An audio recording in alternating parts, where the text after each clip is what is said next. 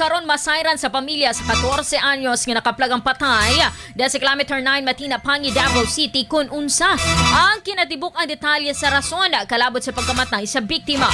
Sa pagkikinabi sa DXDC Orman Davao kang Adelenia Pelianon, inahan ni alias Demdem, siya nagpabiling nagbangutan o questionable nganong namatay ang iyang anak diha sa sapa. Matud pa nga nailhan na nila ang upat nga mga kaubanan sa iyang anak sa dihang naligo sa sapa.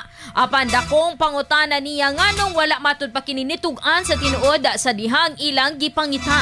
Sa wala pa makita ang patay nga ang anak, din unang tubag wala sila masayod hain kini nahimutang. At ang paminaw na tipik sa pamahayag sa inahan sa biktima Adelania Peliano. Ang pangutana diya, kabalo sila nga nahulog si Demda dapat nangaygi sila tabang sa tagapangi. Kaya matud pa sa tagapangi kung nangaygi sila tabang ato, muriski gid sila. Buot karon sa inahan nga manubag ang mga higala sa iyang anak tungod sa wala pag-angkon sa tinuod. Ilabi na nga nagtuo siya nga nasayod kini sa nahitabo sa iyang anak. Usa pa kini nakit-ang patay tungod sila ang nagkuyog sa sapa.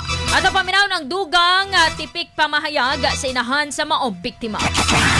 Makapangutan namin sa among sarili, ngano niabot si Dember ditong lugara. Kung wala nila giuban si Dember dito, wag si Dember nakaabot atong lugara. O gibiyaan ra nila dito, nga murag iro in town.